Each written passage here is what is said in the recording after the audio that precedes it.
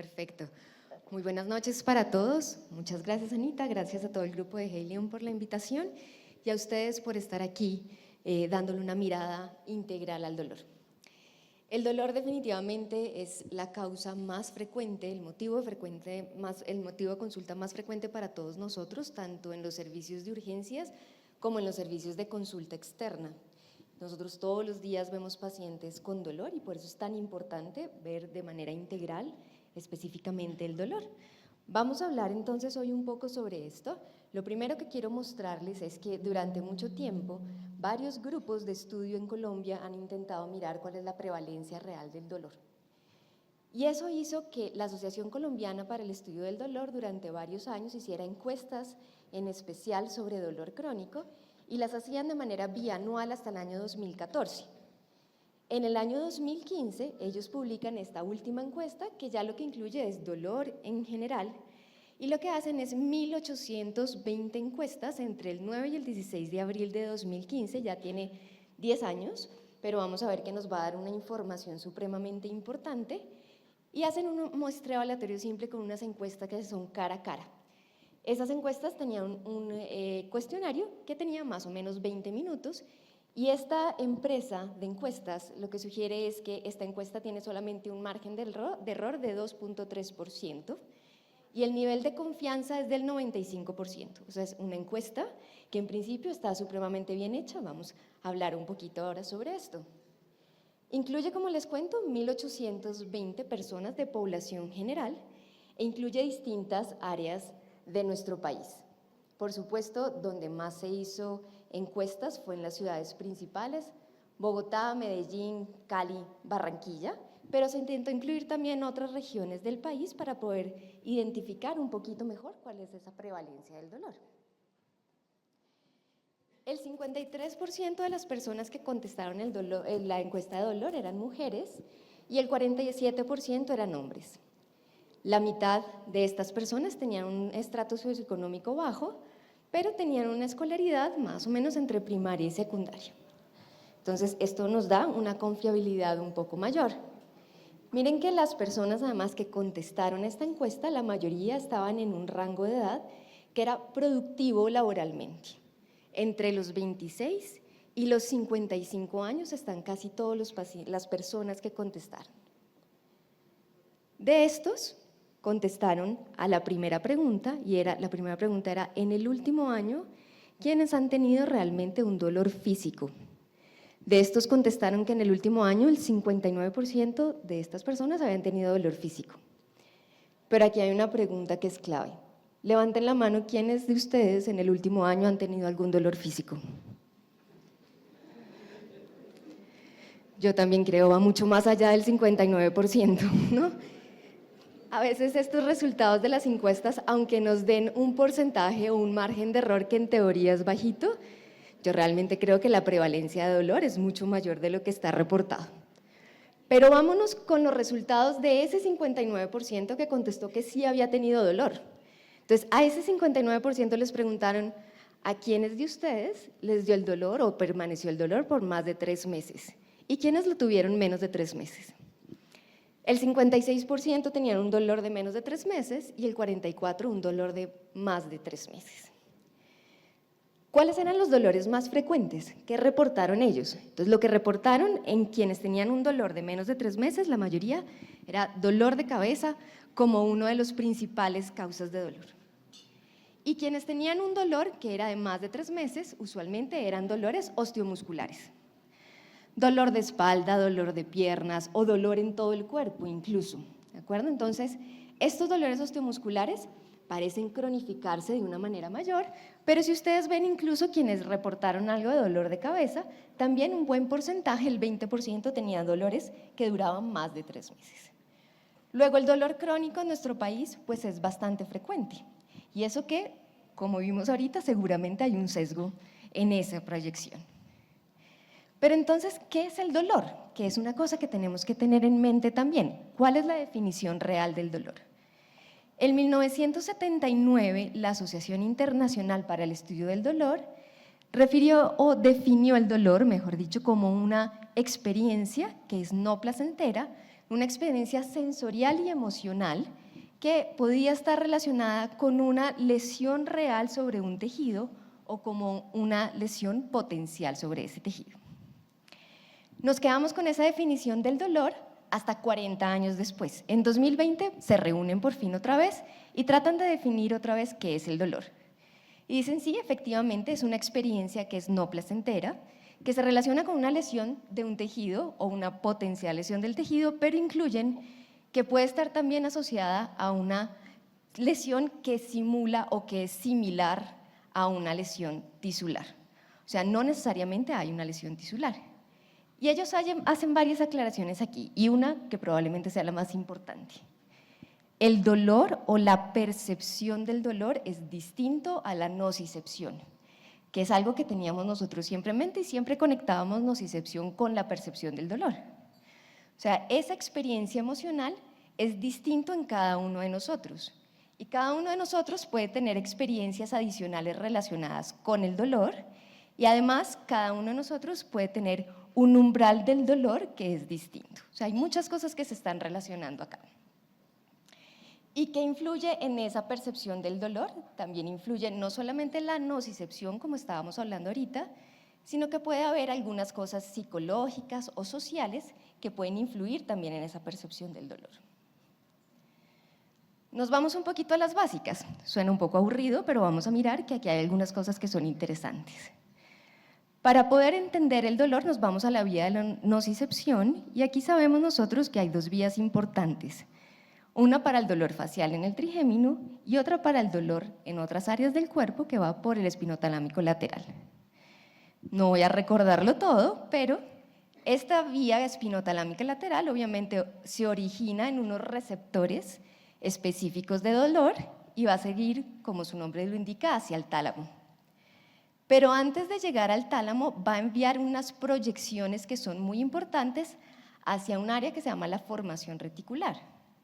Esa es una red de neuronas que tiene una gran cantidad de funciones, pero esa red de neuronas tiene una función importante que es la sustancia reticular activadora ascendente, que es la que nos despierta. O sea que el sueño se ve afectado cuando tenemos dolor, claramente. Pero por otro lado, en esta misma red de neuronas hay unos núcleos que generan unos neurotransmisores que para nosotros son muy importantes en la modulación de emociones. Ahí están los núcleos del RAFE, que liberan serotonina, y está el locus coeruleus, que es el encargado de generar noradrenalina. Por lo tanto, el dolor puede generar cambios en la modulación de las emociones, puede generar tristeza y, por supuesto, puede generar ansiedad. Si ustedes ven acá, después de llegar al tálamo, antes de llegar a la corteza, vamos a tener además otras proyecciones que van a la ínsula, que es la corteza que se encarga de que yo sea capaz de percibir el dolor como propio y darle unas características adicionales, pero además envía también proyecciones al hipotálamo para dar unas respuestas además autonómicas. Luego, el dolor no es tan sencillo. El dolor tiene una gran cantidad de factores adicionales que hacen que yo lo perciba diferente. Y si estamos hablando del dolor visceral es aún peor, porque no va solamente por esa vía espinotalámico lateral, sino que además va por otra vía que son los cordones posteriores, y eso hace que el dolor sea mucho más difuso y más difícil de localizar, y envía además las mismas proyecciones que generan aún más algunos fenómenos disautonómicos. A nivel periférico, tenemos claro además que hay algunos receptores específicos para cada tipo de sensación dolorosa. Entonces tenemos receptores específicos para el calor, receptores específicos para el frío, para algunas formas de voltaje y para otros tipos de estímulos que también pueden ser tóxicos. Y tenemos unas respuestas también a nivel periférico muy localizadas relacionadas con algunos neurotransmisores. Cuando hay dolor hay un aumento de la liberación de glutamato que aumenta la transmisión sináptica, y hay una disminución un poco de GABA y de glicina, que son los inhibitorios para el control del dolor. Y aparte está muchas veces cuando tenemos la lesión sobre el tejido, pues toda la respuesta inflamatoria que conocemos con una generación de interleuquinas y otras sustancias que pueden ser inflamatorias y que generan aún más el dolor. Eso es la vía ascendente, eso es cómo nos genera el dolor. Pero ¿qué hace que yo module el dolor? Resulta que tenemos vías que también descendentes del dolor. Y esas vías descendentes del dolor se originan principalmente en unas estructuras que también tienen que ver con modulación de emociones. El cíngulo anterior y la ínsula son las que van a generar la mayor parte de estas vías que son descendentes. Estas vías descendentes van también a la amígdala y al hipotálamo, luego llegan a la sustancia gris periaqueductal y nuevamente a estas estructuras que ya habíamos hablado. Formación reticular, locus coeruleus, los núcleos del rapé y el núcleo parabraquial del hipotálamo. Y de ahí van a la médula espinal. ¿Eso qué quiere decir? Que si yo no tengo una adecuada modulación de emociones, o sea, si yo estoy deprimido o estoy ansioso, probablemente voy a ser menos capaz también de modular el dolor. Luego hay una relación bidireccional entre el dolor y la generación de síntomas afectivos, pero también la presencia de síntomas afectivos y cómo percibo el dolor. De tal manera que tenemos una clasificación del dolor de acuerdo a dónde se origina. La clasificación actual entonces nos define que tenemos un dolor nociceptivo cuando efectivamente tenemos un estímulo que genera una lesión de un tejido, un dolor que es neuropático cuando lo que se lesiona es el nervio o una estructura central de las que ya hablamos, y un concepto más nuevo que es el dolor nociplástico. Aquí lo que quiere decir es que hay un cambio en toda esta vía de la nocicepción que ya estamos hablando, pero no hay realmente una lesión tisular clara. Un ejemplo claro de ese dolor nociplástico es los dolores de cabeza, la fibromialgia, la fatiga crónica, que como ustedes ven son los que se reportan con mayor frecuencia. El nociceptivo lo conocen muy bien, dolores miofaciales, por ejemplo, dolores por artritis, por artrosis, y los neuropáticos, los más frecuentes, entonces los dolores originados por lesiones medulares, por lesiones centrales o por neuropatías periféricas. ¿Cómo evaluamos el dolor? Hay varias formas de evaluarlo. Usualmente lo que nosotros queremos es saber, uno, qué tanto tiempo lleva con el dolor, que ya lo describimos, pero qué tan severo es el dolor. Entonces podemos pedirle en una escala visual análoga al paciente que nos diga en esta escala de nada de dolor al peor dolor imaginable, ¿dónde está su dolor? Esta, que es la que más utilizamos, es de 1 a 10, dígame en cuánto está su dolor, siendo el 10 lo más fuerte. Pero nos pasa que muchas veces los pacientes no lo entienden ni siquiera, ¿no? Entonces tenemos otra opción. Vamos a ver si el dolor es suave, moderado, mucho dolor o está insoportable. O en últimas, las expresiones faciales, que también nos ayuda a guiar. Y esto es importante porque no siempre los pacientes pueden expresar de manera verbal, con un lenguaje claro, qué tan severo es el dolor o cómo es el dolor. Uno a veces quisiera que las características del dolor estuvieran mejor explicadas, pero no siempre es así. Vamos a volver un poquito a la encuesta y vamos a ver cómo trata a los pacientes o las personas en general el dolor. De los que contestaron la encuesta, entonces, lo que describen es que la mayoría de ellos, 69%, tanto si el dolor era de menos de 3 meses como si era de más de 3 meses, tomaron algún medicamento. Llamativamente, ellos contestan que la mayoría se los formuló el médico. Unos pocos por recomendación de un familiar o un amigo y otros pocos que fue automedicado. Pero ahí vuelve otra vez el sesgo. ¿Cuántos pacientes hemos visto nosotros que consultan y que ya han tomado algún medicamento? Cuando llegan a urgencias, usualmente han tomado algo. Automedicado, recomendado por un amigo o por el de la farmacia. ¿Y cuántos pacientes llegan a consulta externa con lo mismo, ¿no? Entonces, uno ahí queda como dudando, pero bueno, creámosles que se los dio el médico. La mayoría dice que continuaron el tratamiento. Entonces, bueno, está bien. Pero aquí hay un dato que sí suena muy interesante, y es que miren que cuando el dolor es agudo, cuando dura menos de 3 meses o lleva menos de 3 meses y empezamos tratamiento, la posibilidad de respuesta es mucho mayor, independientemente del medicamento que hayan tomado. Pero si el paciente lleva más de 3 meses con el dolor, la respuesta es muy poca. E incluso en un 14% ellos dicen que no hay ninguna respuesta. Si eso es así, obviamente estos pacientes van a tener una mayor afectación y sus cambios emocionales además también van a afectar muchas otras áreas de su vida diaria, ¿no? Y de su calidad de vida. Entonces, en quienes llevaban más de 3 meses de dolor, miren cómo más de la mitad de los pacientes tenían alguna afectación moderada o alta en el trabajo, ya entendemos por qué, en el sueño, que ya lo entendemos igualmente, o en su vida social. Algunos reportaban además alteraciones en la vida afectiva y en la vida sexual, que aunque eran menos, miren que no es un valor que sea despreciable. Y muchos de ellos además habían tenido alguna incapacidad ya emitida por algún médico. Entonces, 21% de los pacientes que tenían un dolor de menos de 3 meses y 30% de quienes tenían un dolor de más de 3 meses. O sea que esto afecta además la calidad de vida, la respuesta laboral y su calidad en términos generales también del sueño y de su vida afectiva. Por lo tanto, en un paciente en que no logramos controlar el dolor rápidamente, vamos a tener que utilizar utilizar distintas estrategias para lograr controlar el dolor.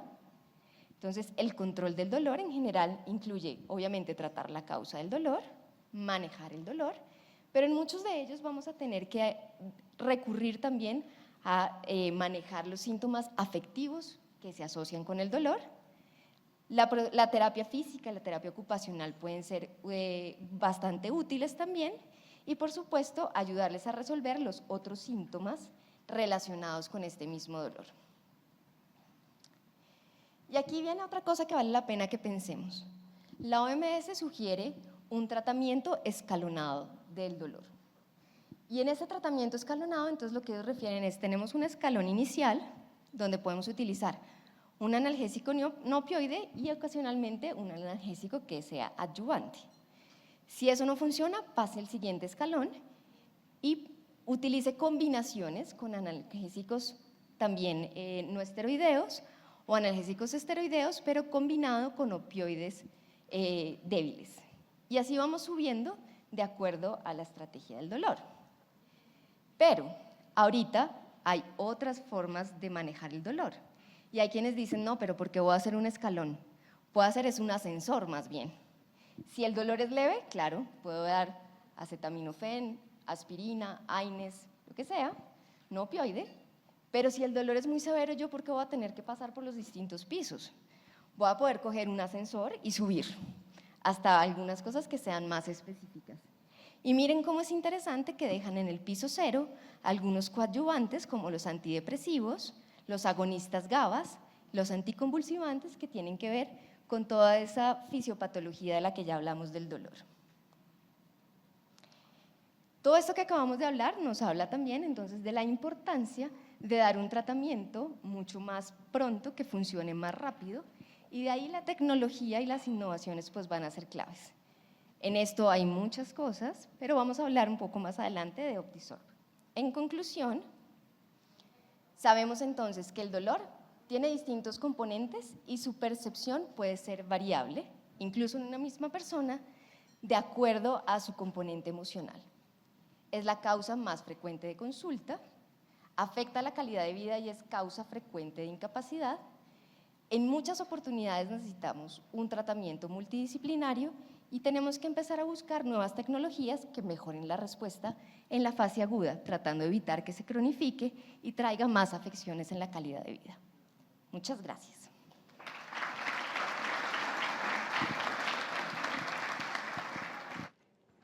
Muy buenas noches. Quiero agradecerles la presencia hoy en este escenario y también muy especialmente a Haleon por haber propiciado que sea no solamente un evento local, sino interdepartamental. Y hablaremos de las características de la nueva formulación del Optizorb, porque generalmente cuando tenemos la posibilidad de acceder a un medicamento y nos dicen que es superior, quisiéramos saber en qué se traduce esa superioridad, de dónde se deriva. Por eso haremos una reflexión inicial, repasaremos algunos conceptos básicos que tuvimos durante nuestra formación en farmacología, miraremos las diferencias que hay entre un medicamento innovador, un medicamento genérico y un medicamento multifuente, algunos ejemplos prácticos y algunos conceptos que debemos llevar para tener presente siempre que vamos a prescribir un medicamento. Todos nos hemos enfrentado en algún momento determinado a medicamentos que cuando los prescribimos esperamos obtener una respuesta que no llega. y ahí empezamos a preocuparnos si fue que eventualmente se cometió algún error en el diagnóstico, pero si estamos con un paciente con un dolor y le prescribimos un analgésico, lo más predecible es que pudiéramos lograr un control, así sea moderado, del dolor. Pero cuando no responde, deberíamos siempre considerar, primero, la adherencia, que en dolor generalmente hay una buena adherencia, aunque generalmente también vemos personas que se toman el medicamento cuando experimentan el dolor y esperan a que aparezca para tomarlo, lo cual constituye un error, porque uno debería tomarlo por horario, porque de esa manera se logra un control mucho más predecible. Pero también las interacciones no las podemos olvidar. Recordemos, por ejemplo, que en el medio tenemos acetaminofén combinado con codeína, acetaminofén con hidrocodona, tramadol, y que estos son profármacos que necesitan ser activados por las citocromos hepáticas. Por ejemplo, parte del efecto analgésico de la codeína es que se transforma en morfina. La hidrocodona se transforma en hidromorfona, el tramadol en metiltramadol, y esto hace que ya tenga el efecto farmacológico. Quien hace ese tipo de transformación, la citocromo que lo realiza puede ser inhibida por medicamentos tan comunes como una fluoxetina, una paroxetina o un bupropión.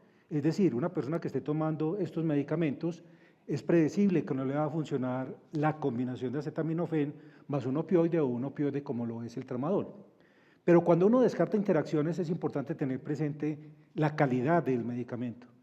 Quién lo produjo, cómo lo produce, qué trayectoria tiene, qué tecnología emplea. Y no estamos aquí para descalificar ningún medicamento genérico porque no somos un país boyante económicamente y sabemos que las necesidades hay que equilibrarlas con los recursos disponibles, pero cualquier medicamento que sea genérico debe tener la misma eficacia, seguridad, calidad y comodidad de administración que el medicamento innovador, porque si no, los costos derivados de fallos terapéuticos o de potenciales efectos adversos van a ser mucho más ominosos que cualquier beneficio que el paciente vaya a tener. Y existe un programa muy interesante por el INVIMA que desafortunadamente no está muy socializado, que se llama Demuestra la Calidad, y que ustedes pueden consultar en la internet colocando eso, INVIMA, Demuestra la Calidad, y sacan los medicamentos que son reportados por los médicos como eventos adversos o fallos terapéuticos y sometidos a pruebas de disolución para determinar qué tan fácil es su absorción, su biodisponibilidad, y año por año se encuentran porcentajes variables entre un 2 a un 10% dependiendo de los medicamentos analizados. Y dentro de ellos, desafortunadamente, están varios analgésicos. Es importante tener presente que a nosotros nos han dicho que debemos prescribir en nombre genérico, muy diferente al mensaje que debemos prescribir genéricos, porque es que el nombre genérico es la denominación común internacional que es con lo que se conoce el fármaco o principio activo a nivel mundial y minimiza la posibilidad de equivocaciones. Pero un medicamento genérico es algo completamente diferente, porque es aquel que una vez que se vence la patente hizo estudios de biodisponibilidad comparativa tomando como referencia al innovador y demostró que su comportamiento era similar al medicamento innovador. Pero es importante también tener presente el término de equivalencia química, porque cuando uno le dicen que un medicamento es un equivalente químico a otro, uno asume que es lo mismo. Y en farmacología, equivalencia química hace referencia única y exclusivamente a la cantidad que contiene. Por eso se cometen errores en el día a día. Por decir algo, un metoprolol de 100 miligramos, cuando uno prescribe debería colocar el apellido, porque hay succinato y hay tartrato. Y el tartrato es una sal que hace un pico rápidamente, desciende y requiere una dosis adicional entre 6 y 8 horas después, lo cual lleva a que haya que prescribir el metoprolol tartrato mínimamente 2 o 3 veces al día para controlar una hipertensión. Un succinato logra niveles estables durante 24 horas, por lo tanto 100 miligramos de metoprolol succinato deberían ser equivalentes a 300 miligramos de metoprolol tartrato y a veces a la persona le entregan simplemente el tartrato asumiendo que se comportan igual cuando el comportamiento es completamente diferente. Por eso si uno recibe alguna información más que la equivalencia química, debería preguntar si tienen equivalencia farmacéutica, porque eso implica que tienen el mismo principio activo en la misma sal o derivado químico y además son idénticos en potencia, concentración, dosificación y vía de administración, y ahí sí nos acercamos a lo ideal del medicamento. Pero más que equivalencia química y equivalencia farmacéutica, lo fundamental es la equivalencia terapéutica. Y Y observen que la equivalencia terapéutica se demuestra si después de dar la misma dosis, los efectos respecto a eficacia y seguridad son los mismos. ¿Y cómo sé yo eso? Implica la realización de un estudio prospectivo, comparativo, aleatorizado, doble ciego, en que se pueda demostrar que hay una respuesta clínica similar y un perfil también parecido de eventos adversos. Eventualmente se pueden hacer estudios de farmacodinamia o estudios in vitro, pero lo más contundente definitivamente son los estudios clínicos comparativos. Y frente a eso uno debería preguntarse dónde se compra el principio activo, porque hay principios activos que garantizan calidad de entrada y a uno le da mucha confianza. Por ejemplo, un producto que se produzca en Europa tiene algunas dudas con China o Asia, y hay productos buenos y hay productos de calidad regular que se han detectado a nivel mundial. Dónde se elabora el producto es muy importante también para garantizar una tecnología de última punta. Cuando se trae la materia prima, cómo se almacena, dónde, cómo llega el producto hasta acá. No es lo mismo que se traiga un fármaco o principio activo por avión a por barco, donde está sometido a humedad o variaciones de la temperatura. Y algo muy importante que resume todo lo anterior, la vida útil. Cuando uno ingresa a la página del INVIMA a consultar un medicamento, debería siempre verificar cuál es su vida útil, porque esto da fe de la tecnología y la calidad de los recipientes que se emplearon, porque mientras más vida útil tenga, mejor comportamiento va a tener en el organismo. Así que no es suficiente con la equivalencia química y farmacéutica, hay que pensar que la equivalencia terapéutica complementada con elementos como procedencia, estabilidad, son fundamentales. Y es muy difícil producir un medicamento, o mejor, imposible, como el innovador, porque si lo produjeran exactamente igual estarían plagiando y serían vulnerables a una demanda. Por eso, cuando se vence la patente, se introducen pequeños cambios en los recipientes, en la formulación, para no coincidir exactamente con el medicamento innovador, y por eso se habla de un producto que, si tiene pruebas de biodisponibilidad comparativa, adquiere el título de genérico. Si no tiene esas pruebas de biodisponibilidad comparativa, se llama multifuente o copia, término que el INVIMA sugiere no utilizar porque puede tener alguna connotación peyorativa, pero lo que pretende resaltar es simplemente que adolece de un estudio de biodisponibilidad comparativa. Y cuando se reporta por parte de los médicos, que desafortunadamente lo hacemos muy poco, el 3% de los médicos generales y el 2% de los médicos especialistas reportan al INVIMA en Colombia fallos terapéuticos o eventos adversos. Lo primero que se hace es que lo someten a pruebas de disolución en este aparato, el disolutor, que permite verificar si un paso que es fundamental se cumplió adecuadamente, y es la disolución de un medicamento. Si el medicamento está adecuadamente formulado, el 85% debe lograr la disolución en los primeros 15 minutos. Si no la logra, quiere decir que cuando se obtenga está tan distalmente en el tracto gastrointestinal que la biodisponibilidad se va a ver seriamente comprometida y por ende el resultado clínico no va a ser el óptimo. De ahí que la velocidad de disolución sea esencial en la obtención de la respuesta clínica, más en el caso del dolor. Y tenemos, por ejemplo, estudios realizados con acetaminofén en el mercado colombiano, y observen que si aspiramos a tener una disolución del 85%, las líneas en la parte inferior no tienen, las que corresponden a la E, la I y la K, el comportamiento adecuado, porque tienen disoluciones inferiores, incluso al 80%, lo cual significa que ese paciente no va a obtener una respuesta clínica objetiva. Y explica por qué, como en una consulta con un residente, entró una paciente y me dijo: doctor, no me mande acetaminofén, porque eso no me sirve, mándeme Dolex. Y el residente me miró y con el gesto de, no es lo mismo. Y yo decía, nos está enseñando que no es lo mismo, porque precisamente damos fe de ello con el comportamiento de algunos medicamentos cuya formulación utiliza recipientes de calidad ni está sometido a una tecnología productiva adecuada, y por ende no se obtiene la respuesta clínica. Lo que nos estaba enseñando la paciente es algo muy claro que a todos nos ha pasado. Una marca de un medicamento se comporta de manera diferente al mismo principio activo cuando viene de otra marca. Y observen, por ejemplo, nuestros estudios de acetaminofén de rápida disolución, en la que el panel de médicos, por ejemplo, endocrinólogos que tratan pacientes complejos, como son los pacientes con diabetes que tienen neuropatía, dolores diversos y una gastroparesia bien significativa con constipación, Si se le administra un medicamento que logre una rápida desintegración, una mejor absorción y un alivio del dolor más rápido, ellos dicen, esto es lo que deberíamos utilizar porque las características hacen que sean apropiados para pacientes con trastornos de absorción de los medicamentos, como suele suceder en un colon irritable, como suele suceder en un bypass gástrico o en un paciente diabético, entre otros casos. Y en este otro estudio de velocidad de inicio del medicamento, observen que el alivio del dolor se obtuvo a los 15 minutos después de la dosis, siendo este entre un 25 y un 32% más rápido que los grupos con tratamiento estándar. Y la velocidad de inicio es significativa porque el único dolor fácil de aguantar es el dolor ajeno.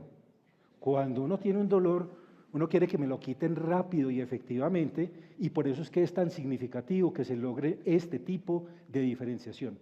Observen el promedio del tiempo de desintegración in vivo de acetaminofén Optizorb comparativamente con las fórmulas que tenemos tradicionalmente, que por ende implican una absorción más lenta, una concentración máxima más tardía y un control comparativamente del dolor también menos rápido.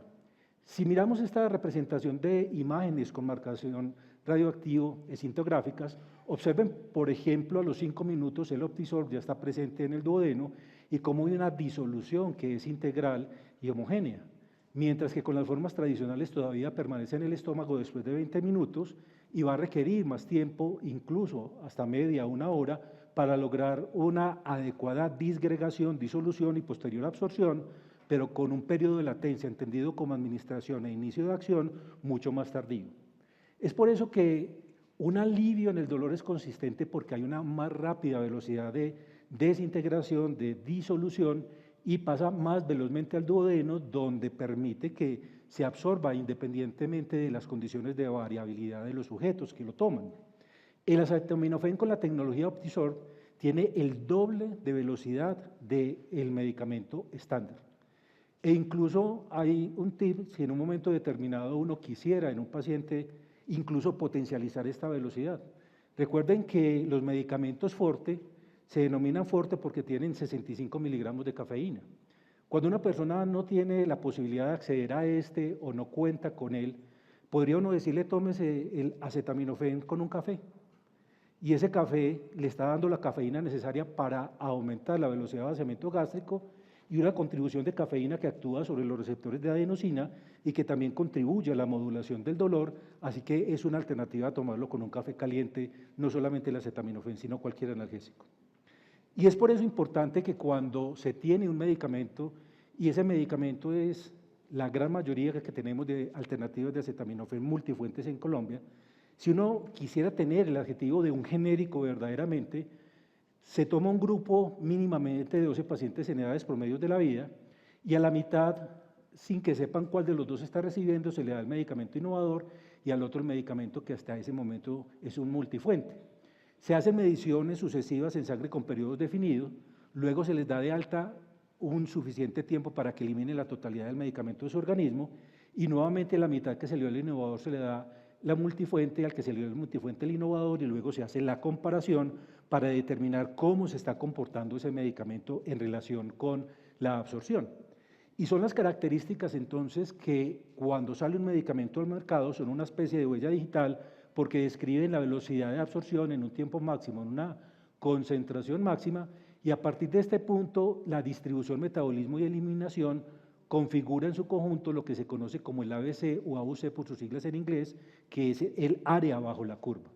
Cuando un medicamento que es multifuente desea ser genérico, hace el estudio comparativo y si da una curva similar, se le otorga el título de genérico.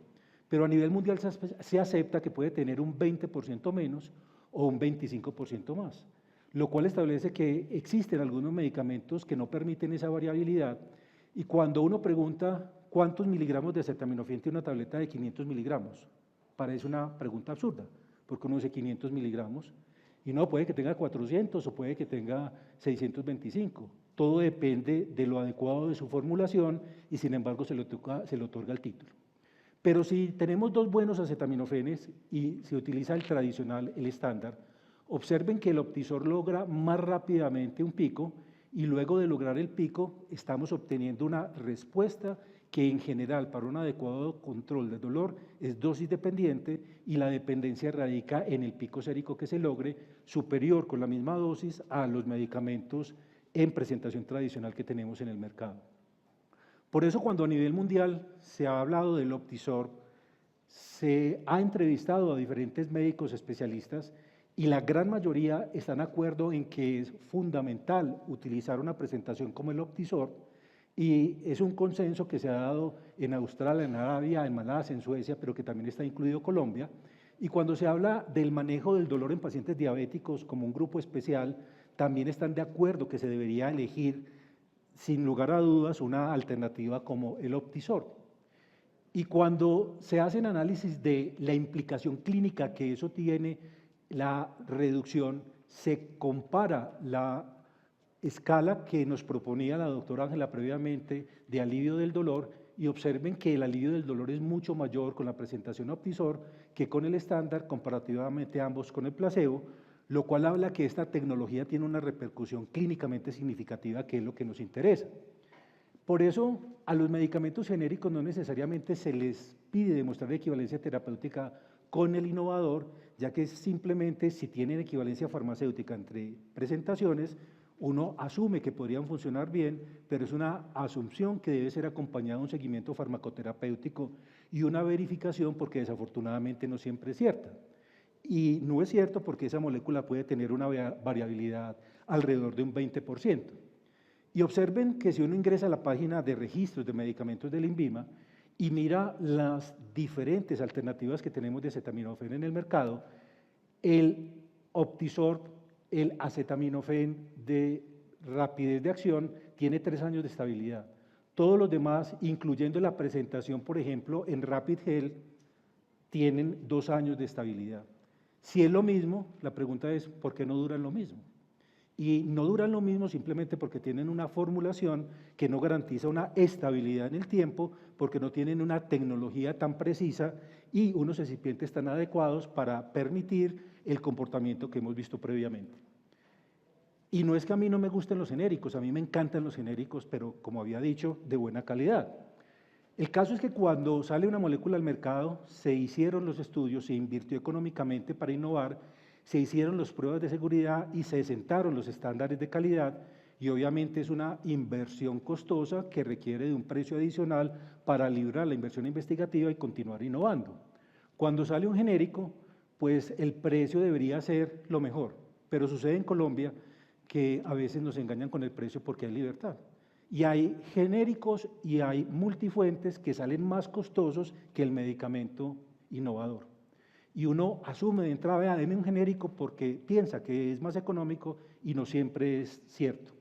Pero es importante tener genéricos porque si es económico, lo hace accesible a una población mayor, establece una competencia que es sana y necesaria. El problema es la falta de estudios de eficacia clínica y los fallos terapéuticos que no estamos reportando oportunamente. Por eso cuando nos dicen, vea, llévese esto que es muy similar, le están diciendo que es diferente. Y problemas con los medicamentos han existido en la década pasada, observen, en todo el mundo. Y problemas importantes que tuvieron que ver con calidad de recipientes y que desafortunadamente hubo hasta desenlaces fatales, como por ejemplo en Panamá que murieron 180 personas por un recipiente que fue inadecuadamente involucrado en la formulación.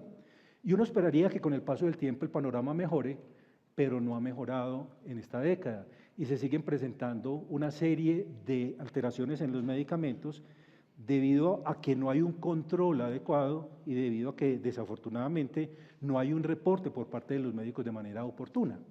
Y uno dice, pero es que en Europa y en Estados Unidos hay muchos genéricos, sí, pero es que les hacen pruebas de biodisponibilidad y bioequivalencia supervisadas por un comité de ética independiente, generalmente universitario.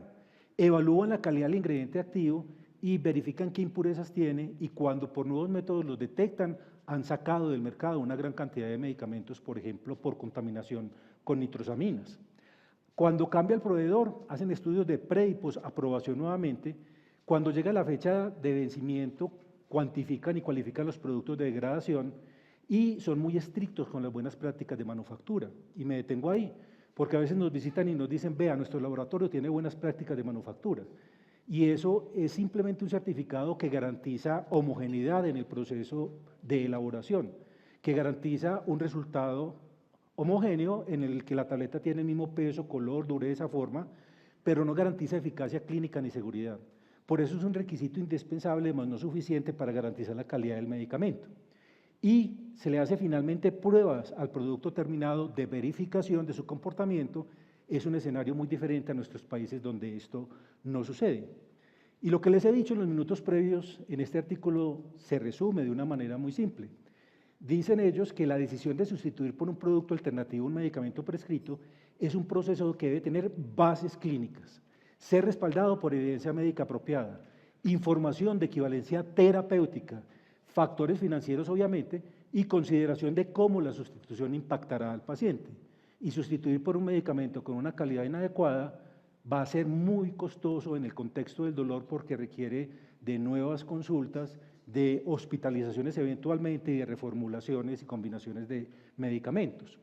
Por eso las recomendaciones es consultar el registro sanitario, aquí tenemos la dirección del INVIMA, www.invima.gov.co, y mirar la vida útil, en qué indicaciones está aprobado y qué contraindicaciones tiene, porque quien creyera, hay medicamentos que son el mismo principio activo, pero no está aprobado para ciertas indicaciones que requieren de una mejor calidad de diseño.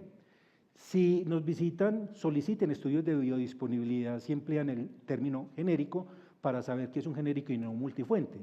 Analicemos los estudios de biodisponibilidad y determinemos si son bioequivalentes, y aquí es muy importante contar con el concurso y la opinión de un químico farmacéutico que han sido entrenados para este tipo de análisis o un farmacólogo. Y pedir estudios clínicos propios si los tiene, porque nos visitan con los estudios clínicos del innovador como si fuesen realizados por ellos con un producto que es genérico multifuente. Adicionalmente, una pregunta, indague sobre el programa de farmacovigilancia de la compañía. Pregúntele cuánto funciona, si es 24/7, cuántos eventos adversos han tenido, cuántos han sido leves, moderados o graves, cuántos han sido posibles, probables o confirmados. Y a veces yo he tenido respuestas muy risibles, porque una vez me decía un visitador, no, nuestro producto ha sido tan bueno que no ha reportado ningún evento adverso. Y yo, siquiera me compartiste esa información porque nunca la voy a mandar, porque lo que no tiene efecto primario tampoco tiene efectos secundarios. Entonces quiere decir que tu producto no funciona. Aquí dejo la presentación, mil gracias por la atención que me dispensaron y a continuación, André. Bueno, buenas noches a todos. Gracias a todo el equipo por esta invitación y a ustedes por estar aquí. Quiero iniciar contándoles precisamente de nuestro cuidado y de la esencia que configura el rol de nuestro acompañamiento como enfermeros. Quiero iniciar con esta frase y es: el dolor físico no tiene voz, pero cuando finalmente la encuentra, comienza a contar una historia. Y desde enfermería nosotros precisamente validamos, creemos y acompañamos esta historia y ayudamos a que el paciente y la familia encuentren un equilibrio en su bienestar, pero también en conjunto que construyamos esas estrategias de cuidado para lograr un adecuado manejo del dolor. Desde la Asociación Internacional para el Estudio del Dolor nos habla que el personal de enfermería desempeña un papel fundamental en el manejo eficaz del dolor, ya que tiene contacto frecuente con los pacientes y es responsable de evaluar y controlar su dolor. Yo hoy les voy a contar qué hacemos nosotros desde enfermería, pero también que ustedes hoy reconozcan la importancia de nuestra labor, porque nosotros finalmente somos su mano derecha. La mano derecha, la mano izquierda, el pie, muchas ocasiones la cabeza, pero está ahí el corazón ayudando precisamente a ese cuidado permanente. Nosotros estamos 24 horas con el paciente, es un cuidado continuo, si bien cambiamos turno, es un cuidado que permanece, pues nosotros establecemos esas metas de cuidado. Acá quiero resaltar 3 consideraciones importantes desde enfermería. La primera es que nosotros precisamente, ya ustedes vieron la importancia de un adecuado manejo, de un adecuado alivio del dolor. También nosotros, si comprendemos el concepto del dolor, si desde enfermería comprendemos también esa evaluación, pues podríamos tener una experiencia más significativa de alivio del dolor del paciente y por lo tanto le ayudaríamos a su alivio. Entonces, comprender este concepto del dolor y comprender su manejo nos da también a nosotros autonomía para establecer esos planes de cuidado. Lo segundo, la implementación de métodos válidos para el alivio del dolor es un tema retador para nosotros desde enfermería. La adherencia a los protocolos, a las políticas institucionales son claves, pero también enfermería lidera la implementación de protocolos de calidad para el alivio del dolor, su impacto, su manejo, y es muy retador porque también estos indicadores nos miden a nosotros, miden nuestro quehacer y miden precisamente eso que hacemos todos los días. Entonces, mi primera invitación es que ustedes trabajen muy de la mano con enfermería, que documenten esa experiencia del dolor, que documenten precisamente todo este protocolo para que así podamos tener un mayor impacto. Y lo tercero es que si bien hoy la educación ha avanzado mucho, nosotros desde enfermería necesitamos liderar conocimiento, habilidades y aptitudes pedagógicas que permitan precisamente liderar este tema educativo para que los cuidadores pues precisamente tengan todo el conocimiento y puedan ser nuestra mano derecha en el alivio del dolor. Acá les traigo dos frases. Le pregunté a varios de mis pacientes y familias qué significa la enfermera para ellos y uno de ellos me dijo: si bien los médicos son quienes se encargan de determinar qué debo tomar y qué dosis es la que me conviene, la relación entre la ciencia y mi cuerpo pasa por las manos de la enfermera en su manejo. Él o ella establecen el vínculo emocional indispensable, porque mi cuerpo no es solo una red de neurotransmisores, sino que es también un campo emocional, y sentir al enfermero o la enfermera cerca de ti es como sentir un ángel guardián, que te consiente y quiere que pases tranquila, porque nosotros somos solo un espíritu viviendo una experiencia humana y no al contrario. El enfermero o la enfermera sabe eso, se conecta con esto y nos ayuda a que el tiempo en que lo necesitemos nos olvidemos del dolor y nos concentremos en nuestro espíritu, lo verdaderamente real, lo que realmente importa, y ayuda a que salgamos adelante. Y lo segundo, el papel de la enfermera es esencial, es quien está dándonos ese acompañamiento que nos da seguridad y tranquilidad de que todo va a evolucionar mejor, que el dolor se puede manejar o quitar y que nos podemos sentir mejor. Este precisamente es nuestro rol y lo que configura esa esencia del cuidado.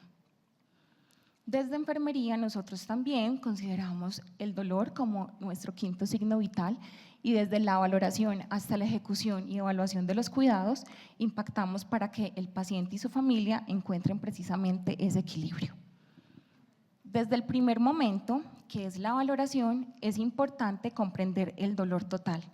Y el dolor total precisamente es observarlo junto al otro, también comprender esa experiencia que esa persona está habitando, y nosotros con una observación y una presencia completa ayudamos a disminuir el sufrimiento, ayudamos incluso a que se disminuyan las estancias hospitalarias, pero también impactamos a ese rol que nosotros hacemos. Entonces es importante el trabajo interdisciplinar y en todo momento comprender este dolor total, observarlo y conocer todo lo que implica su manejo.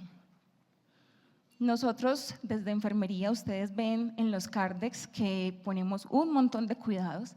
Este cuidado es precisamente un cuidado estandarizado que también nos basamos en teorías de enfermería.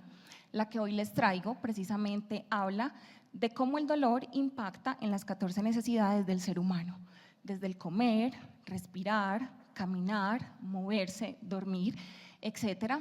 Y aquí nosotros, en esos cuidados que ustedes ven todos los días, uno, vemos el paciente y su familia como una unidad.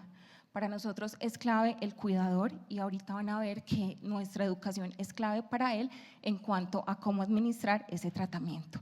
Y nosotros pues hacemos también unos diagnósticos, y esos diagnósticos nos ayudan a hacer esas intervenciones y esos planes de cuidado. Dentro de esta teoría, entonces, ese ser humano es visto como esa unidad.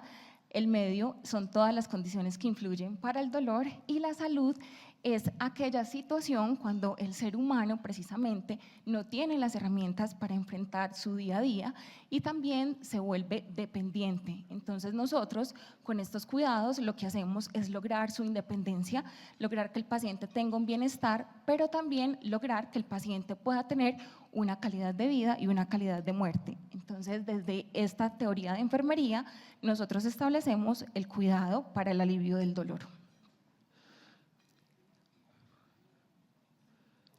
Dentro de esos cuidados, ustedes aquí van a ver varios cuidados que nosotros hacemos, que tal vez pueden sonar muy básicos, pero que son demasiado indispensables y que tal vez una mínima modificación que podamos hacer en el día a día pues va a impactar.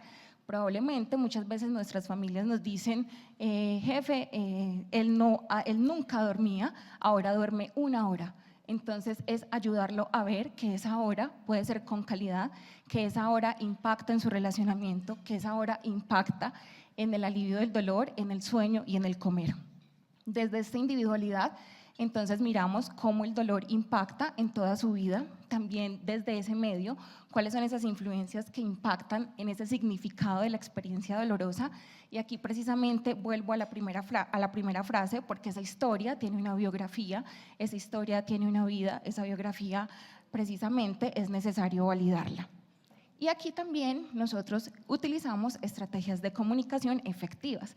Entonces, la comunicación con ustedes que no parte solo de doctor, se le olvidó tal fórmula, doctor, hágame esta orden, doctor, etcétera, etcétera, sino también de esa comunicación tan importante para mirar ese impacto y que desde ahí nosotros como equipo interdisciplinario con medicina, nutrición, psicología, terapia ocupacional, etcétera, podamos precisamente impactar en esta experiencia.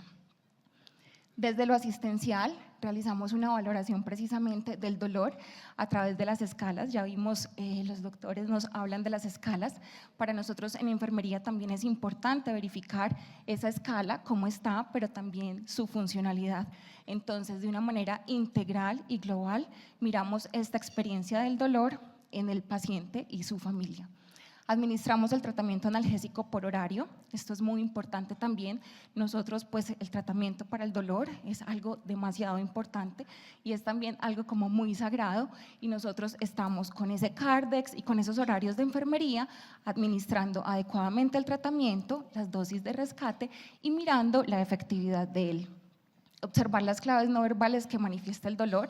Entonces también esa presencia y esa observación para comunicarnos con el cuerpo, cómo está el paciente, pues las posiciones que él adopta, si tiene dolor o no, esto nos va a dar una información muy importante. También pues vieron que el dolor impacta en el comer y en el sueño.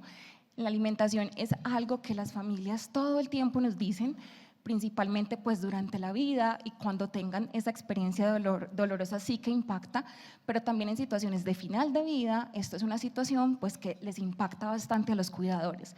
Entonces, lograr que la alimentación se dé en los momentos que la persona tenga alivio del dolor es clave y procurar que la persona con esta experiencia que está evitando este dolor, pues coma lo que quiera, a la hora que quiera, en la cantidad que quiera y así vamos a hacer que él pueda tener una mejor calidad de vida o de muerte. También es muy importante la orientación en la respiración. Nosotros trabajamos también de una manera interdisciplinar. Creo que ustedes en sus rondas se dan cuenta que decimos como doctor, una interconsulta por psicología, doctor, estamos viendo que el paciente en la noche sucede esto y esto, o que el paciente tiene determinada necesidad y es importante trabajo social. Entonces las terapias cognitivo-conductuales y todo lo que podamos aportar también de una manera diferente a que la persona pueda estar tranquila. Y hay algo, y es que en muchas ocasiones obviamos que la persona que está teniendo la experiencia de dolor sea como un dolor muy característico de una situación. Por ejemplo, una fractura, un posoperatorio, no sé, de la rodilla, entonces siempre vamos y pensamos que lo que le está doliendo al paciente es la rodilla. Y puede ser que el paciente le esté doliendo el catéter, puede ser que tenga dolor de cabeza, puede que sus sábanas le estén estorbando, puede que tenga una situación diferente, entonces observar todo lo que alrededor está ocurriendo. Dentro de esta educación, entonces, nuestra mano derecha, si nosotros somos la mano derecha al pie de los médicos y del equipo interdisciplinar, nuestra mano derecha son los cuidadores. Entonces, validamos también cómo se siente el cuidador. Y para nosotros es muy importante con él tener esa comunicación de, bueno, esta experiencia de dolor, cómo está afectando, qué es lo que está sucediendo, porque si tenemos muchas situaciones también y muchas necesidades en el cuidador, pues probablemente no va a haber una adherencia adecuada a ese tratamiento. Vamos a tener un un cuidador cansado, un cuidador agotado y pues un cuidador que probablemente no va a estar ahí pendiente de la persona para la toma adecuada de estos medicamentos. Entonces es muy importante darle a conocer al cuidador también qué significa esta experiencia de dolor, cuál es el tratamiento, cuál es la forma correcta de su aplicación y pues él va a ser nuestra mano derecha en la casa para mirar esa efectividad del tratamiento. Por lo tanto, nosotros también debemos conocer como de la tecnología, de los medicamentos, porque de aquí depende lo que les dije ahorita, esas estrategias pedagógicas para poder dar una adecuada intervención. Dentro de las terapias integrativas, creo que ustedes ya han escuchado hablar mucho sobre ello. Las terapias integrativas llegan precisamente para integrar a todas estas herramientas convencionales que tenemos y lo que buscan precisamente es impactar en esos resultados, mejorar la experiencia del paciente y resolver todas esas necesidades precisamente en el dolor total. Entonces, las terapias de mente y cuerpo, las terapias energéticas, las terapias moleculares, o sea, todo lo que nosotros podamos hacer de una manera completamente diferente, las terapias corporales, nos van a ayudar a mejorar esta experiencia. El sueño es también algo muy importante de lo que les dije ahora y también educamos en la higiene del sueño. Y también minimizamos los procedimientos en la noche. Creo que una de las quejas más grandes de la familia y de los pacientes es que nosotros realizamos todo en la noche, pasa el carro, jefe, es que mire el carrito de los signos vitales, es que llegaron, me evaluaron a tal hora, vinieron a canalizarme a tal hora. Entonces es muy importante pues que si un paciente está transitando una experiencia de dolor total, pues pautemos con ellos y con el personal de enfermería cuáles son los horarios pues, más correctos para poder hacer los procedimientos o la administración de los medicamentos sin que afecte el alivio del dolor. Finalmente, les traigo estos mensajes. Haz que el dolor importa, desarrolla estrategias efectivas para controlarlo, ten en cuenta las necesidades de la familia y sus cuidadores. Las terapias integrativas se utilizan para crear relajación, disminuir el estrés y el dolor, reducir la incomodidad de los procedimientos y mejorar el bienestar. Pon tu atención en la administración correcta de los medicamentos. Todo el equipo interdisciplinar debe proporcionar atención al dolor, mejora las estrategias de comunicación, la investigación y la comprensión clínica del dolor deben incluir todo el modelo biopsicosocial. Y finalmente, aplica siempre estrategias de autocuidado. Finalmente, todos los que estamos aquí sentados somos cuidadores, ¿cierto? Todos tenemos todos los días una experiencia para validar, una experiencia para acompañar.